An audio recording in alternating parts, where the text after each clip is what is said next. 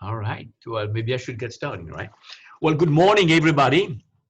Welcome to the City College Chancellor's Community Listening Tour. For those of you whom I have not met yet, my name is Rajen Vurdien, and I'm the Interim Chancellor of City College of San Francisco. As you know, many things are happening at the college, and the college administration felt that it was important for college administration to go on a citywide, community-wide, college-wide listening tour. We scheduled 2 of these tours. We had one last week, and we had more than 100 participants.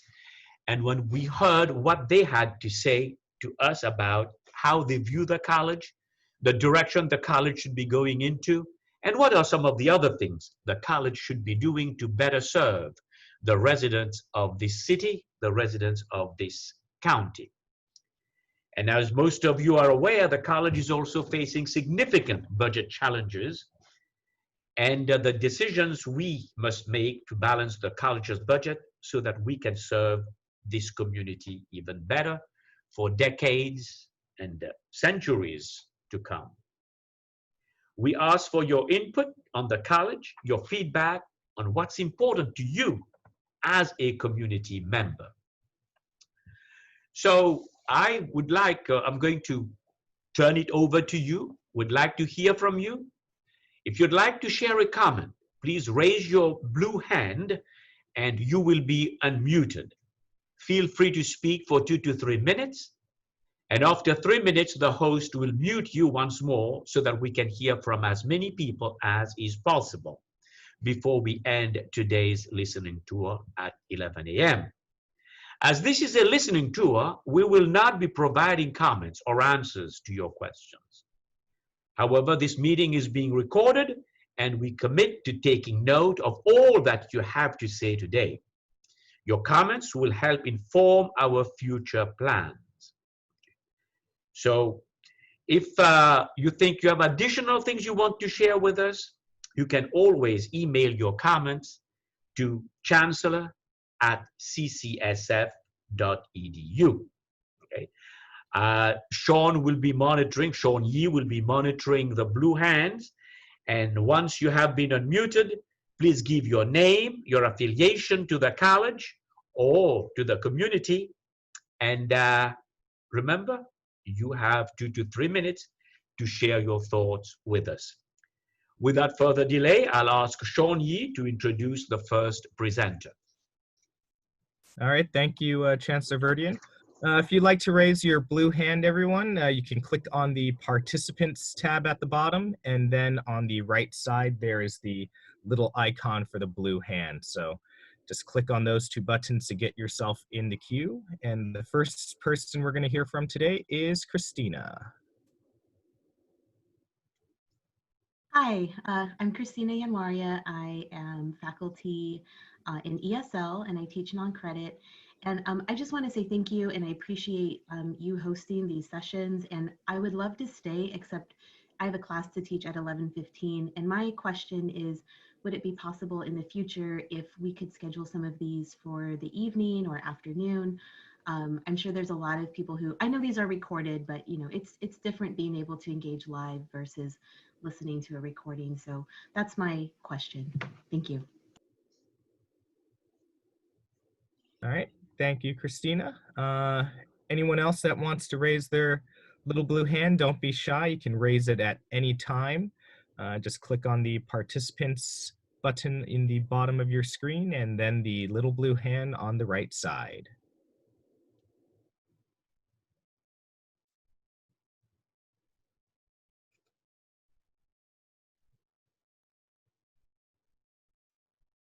All right, next question we have is from Michelle. Hello, thank you for giving me a moment and thank you for doing these listening tours. It's so important to our college to be able to have a dialogue at this point.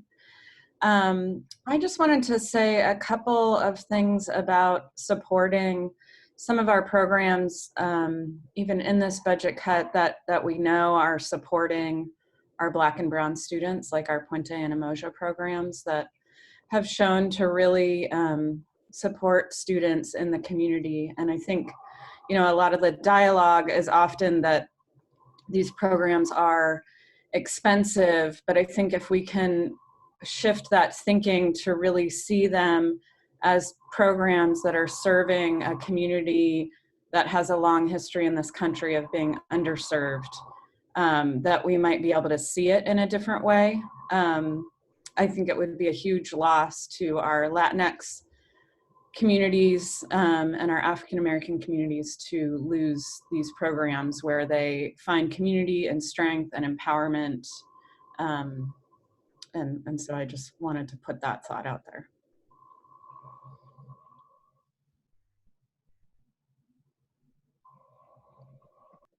All right, thank you, Michelle. Anyone else with a blue hand they'd like to raise? For those that are on the phone, if you would like to raise your hand, you can press the star and 9 buttons on your phone. That's star 9 to raise your hand if you're on the telephone. Otherwise, if you're joining us on Zoom on your computer, you can just click on the participants button at the bottom and the little blue hand on the right side that opens up with the participants window.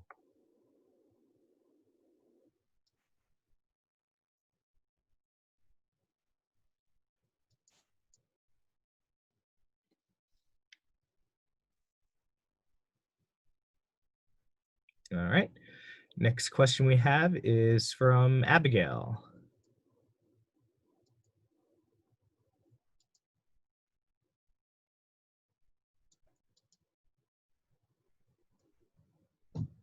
Abigail, you can unmute your mic now. Ooh.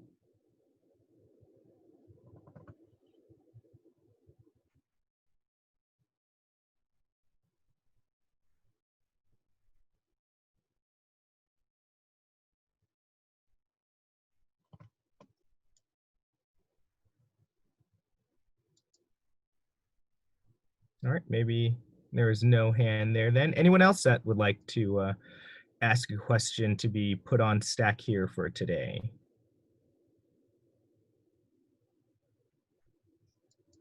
All right, Harry's hand. Harry, go ahead, unmute your mic. Good morning, gentlemen. This is a different format from the open forum where there is an exchange. I understand that. First of all, I just want to remind the Chancellor that yesterday he said if there are other issues to contact him, and I did contact him with something about the minutes for the board meeting and being able to comment about them. Just wanted to make sure that you received that notice. The other thing I wanted to talk about today was at the last board meeting, there was public comment from people around the Evans Avenue area on Southeast Campus, 1400 Evans and 1550 Evans. 1550 Evans is going to be the future site of the Southeast Community Facility. It will replace the existing one, and the existing one at 1800 Oakdale is where City College has a center or campus. So one of the things is, what is the future of 1800 Oakdale once the new facility is completed? But the second issue was that City College may or may not have an obligation to commit $34.5 million for Southeast, for the 1550 site. And the question is, what is the intention for that facility? When it was first introduced, Chancellor Rocha knew that what the PUC wanted, it's a PUC-owned site, is some 200 students, mostly in the wastewater area. So they were looking for a partner to work on that. Then there was a visioning effort between State University, the school district, and some consultants to find out a plan for the community, what kind of facility it should be. We have not heard, one, whether City College is going to be the school involved in there, or will there be other schools? Two, what kind of budget would there be? What is the commitment? What is the future of the program? We haven't heard what the people in the community want, and there needs to be a discussion of that. It's one thing to put it on the 5-year project list, but quite another thing to say, what is that going to be? What is it going to displace? How will it relate to other local campuses such as Evans campus, and what's going on at the main campus? Also, there's so much cutting going on we've lost a third of our part-time faculty, may lose another 25 to 40% with the plans that you have envisioned, and that you're not trying to seek any alternative to cutting. So that's really a concern of mine. So let's have a robust discussion. If there's going to be funding for 1550 Evans, how is that going to work out? It can't be just that we're going to build a building and then figure out what goes on in it. Does City College have a future at 1550 Evans? Thank you. All right, thank you, Harry. Next up, John Tam. Go ahead, you can unmute your mic. Yeah, Chancellor, I received something from Evans, for my loaner, saying that the reopen instruction changed, or the directive changed. Now, basically, even if it changes, the site still need to be ready to open. Now, I want to make sure funding is available to, let's say, Chinatown. Chinatown is what I'm responsible for. I want to make sure funding is available so that the site is ready when we do have face-to-face. We may not open the entire building up, but certain programs that are very specific to Chinatown should be considered. I think we have a culinary and we have custodial over there. I think both of them requires some face-to-face instruction. Remote doesn't seem to work well. So please consider funding some of that stuff. We know funding is tight, but then we need that locally at Chinatown. It's a community item. A lot of the neighbors depended on that resource to move themselves forward. Thank you. All right, thank you, John. Anyone else that would like to speak today? Please click on the participants button at the bottom of your screen, then on the little blue hand on the window that pops up on the participants. This is your time to speak your mind. Let us hear what you want to say. Don't be shy.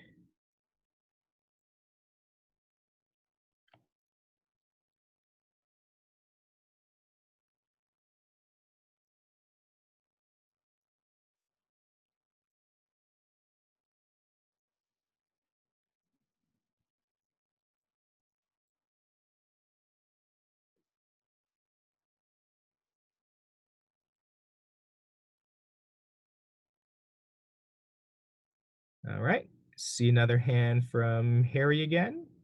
So go ahead, Harry. If this is okay, I'll just take a moment. The other thing I meant to mention, Chancellor may remember that at the September 10th committee meeting for the facilities planning committee and oversight committee, there was a discussion about what was going to be on the project list. And I believe Mr. Rizzo had some concerns about the 1550 Evans site.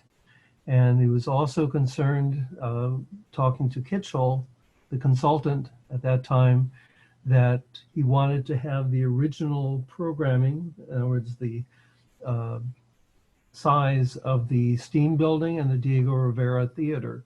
So don't waste our time by bringing a smaller version of the building. We want the original one that the voters asked for. And you proposed that the funding from, that if the funding was going to be removed from 1550 Evans, that it might be applied to the Diego Rivera Theater and the Steam Building. And it went into the meeting 2 weeks later, and that was very much reviled by the community from the Southeast. And I think the idea is at the next committee meeting, there will be a discussion of what is the size and scope of the theater and the STEAM project, and will there be funding for the 1550 Evans? So I would hope that there is not one or the other, that those projects are playing off against themselves. If the money is to come from the bond money, I think there should be enough for both. But at the moment, it's really very much up in the air. We need to know what the commitments are for all of those buildings. The one is up for, the two of them are up for consideration by the state architects, I believe. They're moving in that direction, whereas 1550 Evans is almost an unknown quantity since they are now working on the foundation. But you know, those are in isolation, but they're part of the same story. So that is what I want to bring to your attention. So thank you again. Thank you, Harry.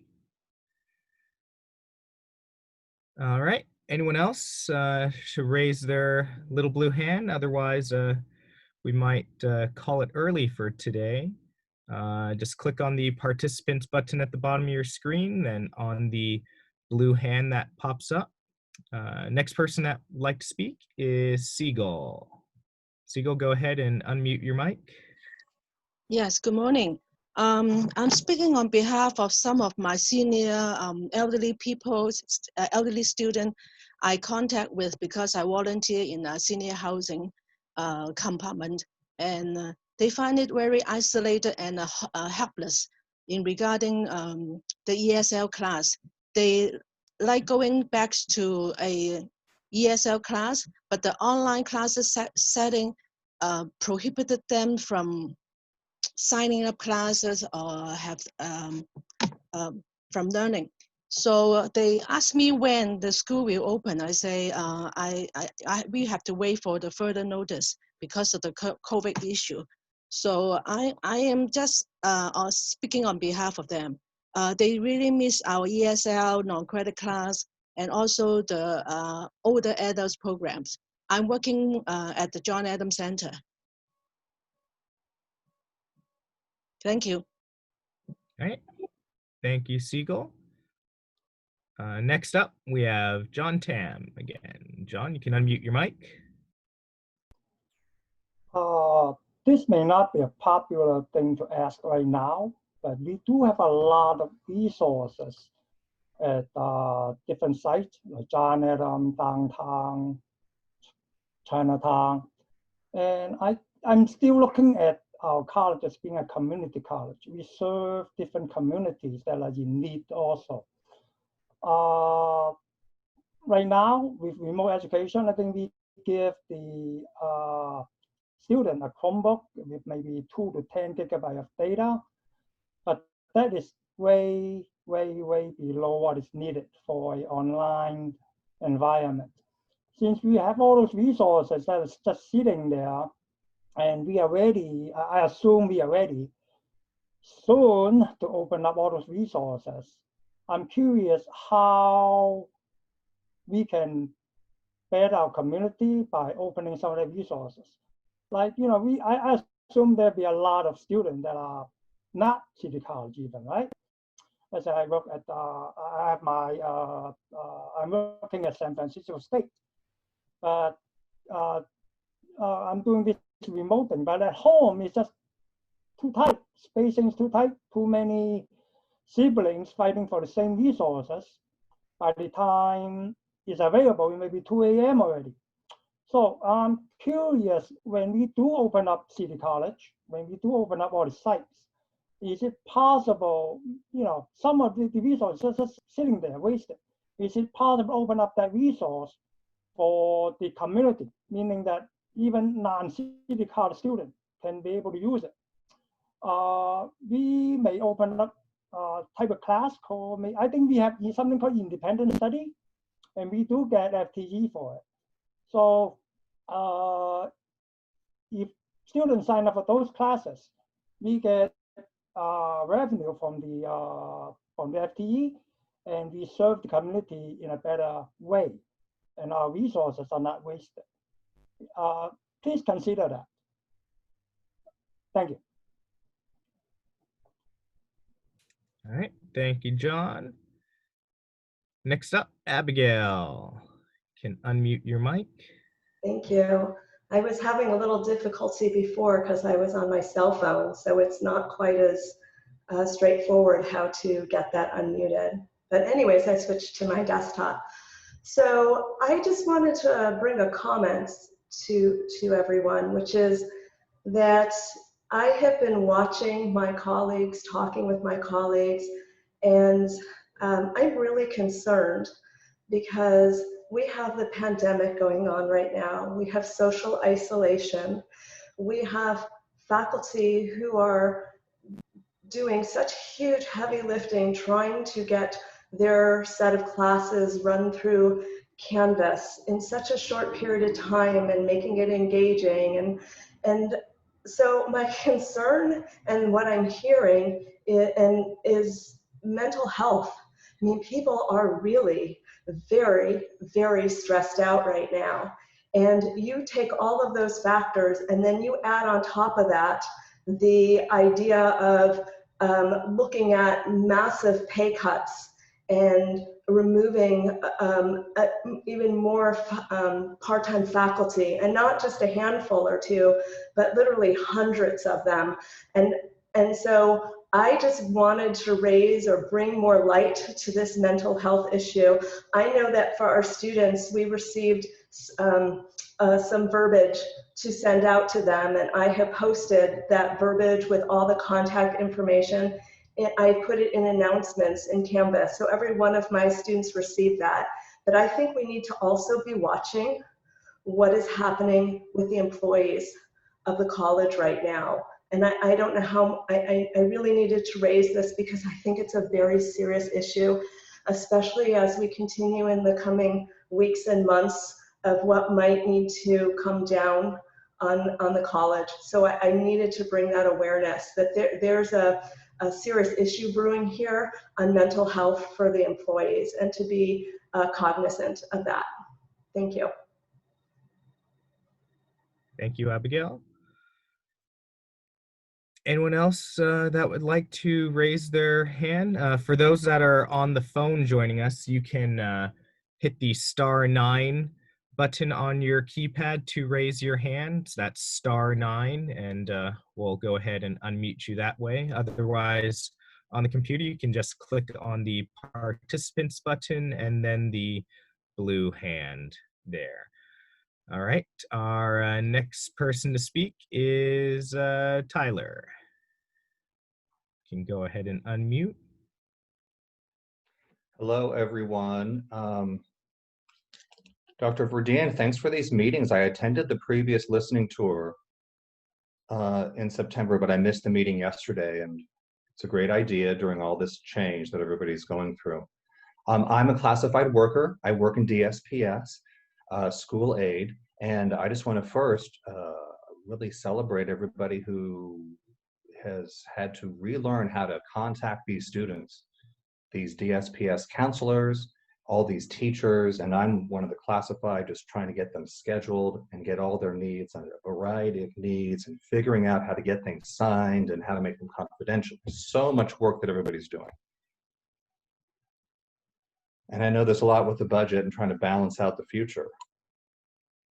want to say thank you for your newsletter. I actually read Dr. Vurdien, I read your newsletter, right? So what my concern, here's my concern, is that when we talk about the mission of this city college and being a community serving organization versus a strictly for-profit organization, and so that means the non-credit classes that have been reduced, or classes that may be for a different age group for the enrichment of the community. So I want to bring that up for DSPS. And for other services, ESL, and for other ways that we're helping the least served in our culture, in our society, and how that part, because if the new funding model for the state of California is that most of our funding comes from degrees, certifications, and transfers, I wanted to point out, how do we use the metrics for the other population that we serve, use those metrics and do advertising and awareness to San Francisco and to California, that as a leadership community college, we still work for the underserved. We still track their data. Those people who receive the services that are non-credit and that are not degree certification reimbursed. I'm looking at the number of people, the disability communities in the city of San Francisco and around, and the different students that would not be served in enriching the community, bringing back that part of the city college mission that is the underserved population, and really advertising it as an awareness module. Could we really launch ourselves into statewide awareness that City College will not let go of these metrics? We will still ask for money. We will still make sure that those people are served, and we ask the state to reconsider the refunding, the funding module to include that population that we have documented how hard we serve them, how well we serve them. Document, fight for that other population that is not in the current funding model as strong as it should be. Thank you for listening. All right, thank you, Tyler. Next up, gonna go to Siegel. Can unmute your mic now. Yes. I'm with a auntie, and she just want me to say something. She said that even earlier I mentioned that they want the in-class contact, but they have she mentioned about a particular location. She will not go to Mission Center. She will not go to the Chinatown Center because of the high risk of exposure or her concern about the COVID. So she really asking when is the John Adams Center open. So she want me to point out that for within her group, she has a group of friends that have a particular place they want to, if there's a ESL class open. Yeah, thank you. All right, thank you, Siegel. Next up, John, go ahead and unmute again. I may have taken too much of Chancellor's time, but this pandemic, I envisioned it lingering around for many years. Basically, student services today is quite territorial. City College resources, student services resources can only go to City College students. I do see that in the past, but I think in the future, maybe as a leader in education, I think we probably want to fight for a change. I do see local resources being available to every student, every background, right? So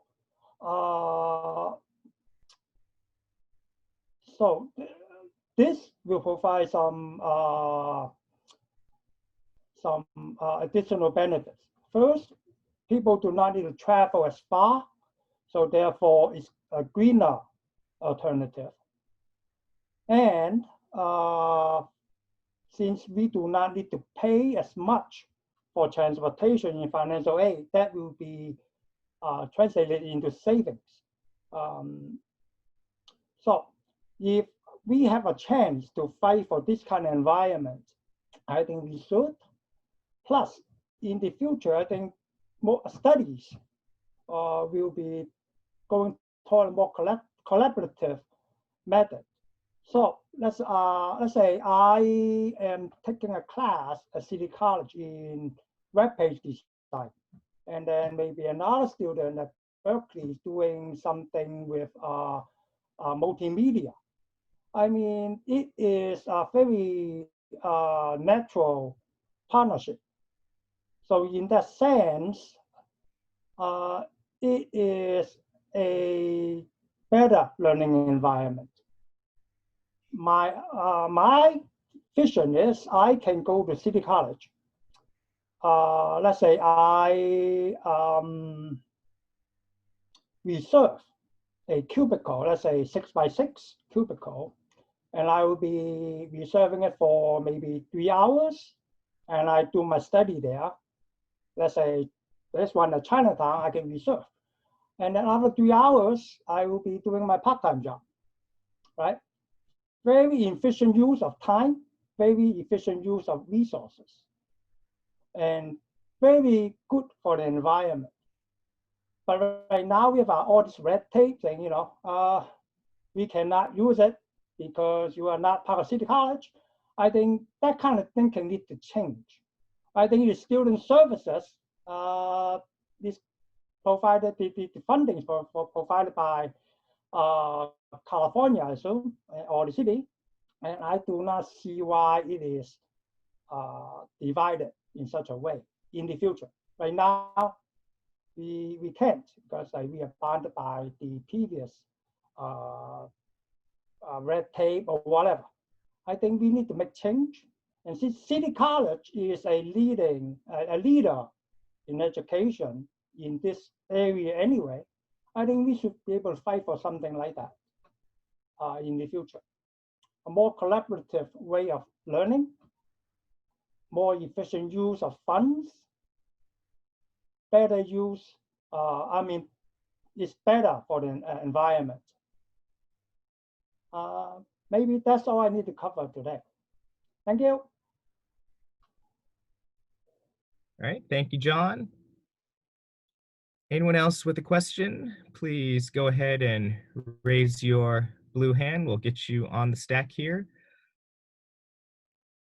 Again, that's click on the participants at the bottom, and then click on the little blue hand. This is your opportunity to have a few minutes to speak your mind to the college and the college community.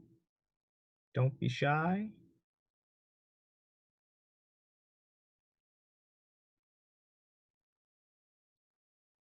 Again, if you're joining by phone, you can click on the *9 on your keypad. That'll raise your digital hand that way. That's *9.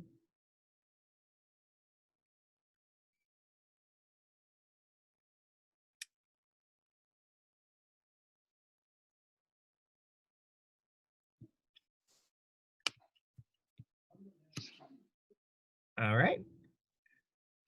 Del, go ahead. Great, thank you so much. Hi, Dr. Vurdien and everybody. My name is Adele Fales Carpenter, and I'm faculty in Women's and Gender Studies. And I just wanted to make a quick plug for the importance of thinking about maintaining student lab aid positions, even during the COVID campus closure. I think that student lab aid positions, not only do they provide direct support to our students and allow them to really, retain focus in their educational plans by not having to look for work outside the college. But I think that students feel very isolated right now, and that having student roles where they're really connecting with one another, where they're getting peer study support, where they are actually holding online community and event spaces that make people feel connected to the college community outside of, whatever limited synchronous class meetings they may be involved in, is really key right now in terms of just helping students feel connected and kind of break the alienation and isolation of quarantine. And I also think those roles are just very good investments because they help prepare our students for jobs on the outside once they graduate. And, you know, in many cases, the faculty are already prepared to supervise those students. And so the college has already kind of made the major, investment of, in faculty and staff. And it's a relatively small investment to have those student lab aid roles that we can supervise. But I think it brings very good returns to the college in terms of, student retention and leadership development and just cohering a community during this period. So I just wanted to make a quick plug for thinking about kind of the role of student leadership and paid student work in the kind of overall plan, as we're figuring out what it looks like to exist in this new reality, potentially for longer than we had initially planned. Thank you. Okay, thank you, Adele. I may have inadvertently unclicked you, Nathan. Did you have something that you wanted to say? I always hesitate because I feel like my colleagues have highlighted such critically important issues. I guess my question is about our relationship to the SF Marin Food Bank.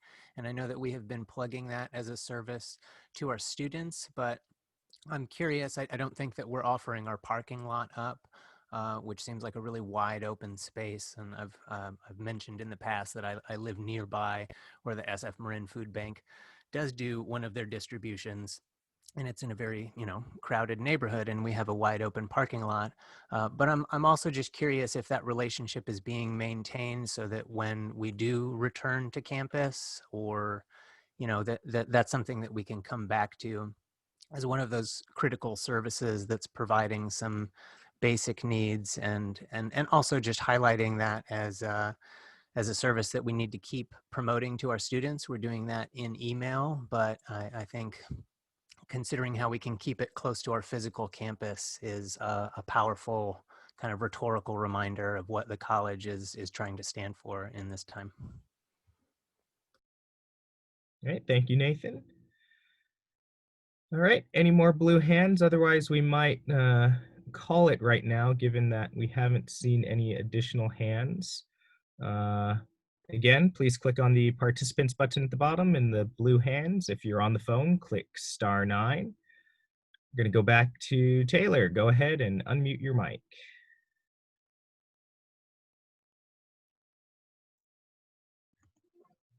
All right. So just thank you for what I can observe as my classified coworkers and these counselors and everybody jumping through hoops to serve these students. I am so impressed.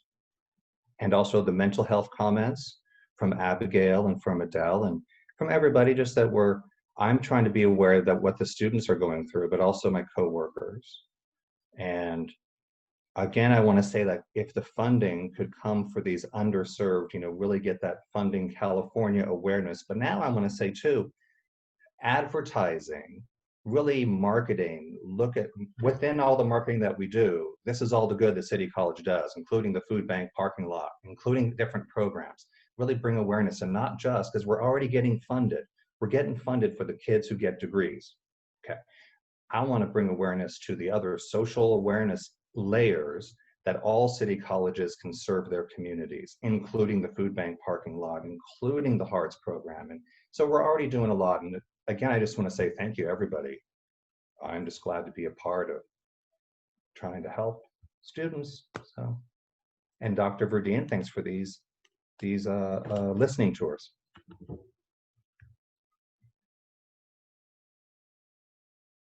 right, thank you, Tyler. Anyone else? Anyone else?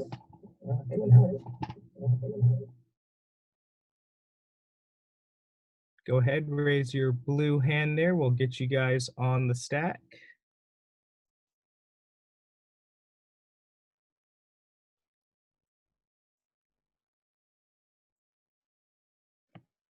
All right. We're going to go over, I think, now to our last question if we don't see any more blue hands. Susan Buckman, you can go ahead and unmute your mic there. Hello, everyone. I don't really feel like speaking today just because, I recently lost one of my coworkers. But if I were to say to her, I passed up an opportunity to talk about something that's really important to me, she would be very angry at me. So I would like to tell you today about Proposition 15.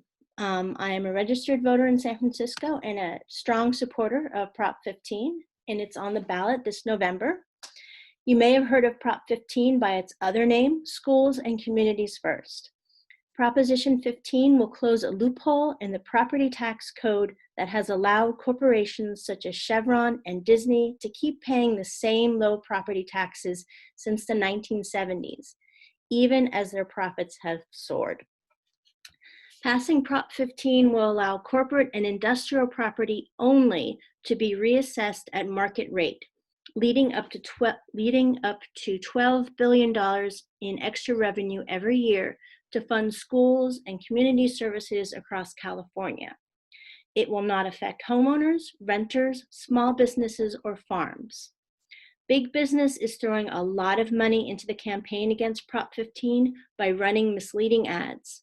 I encourage you to go to yes15.org, that's YES, the numbers 1 and 5.org, to get accurate information about Prop 15 and what it can do for the state of California, the city of San Francisco, and for City College.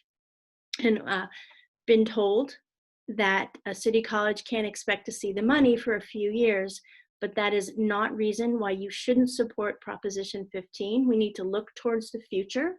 This is not just about the immediate need of California. This is about the need for generations to come.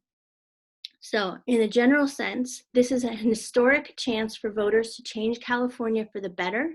And on a national level, this may be the most important election season ever.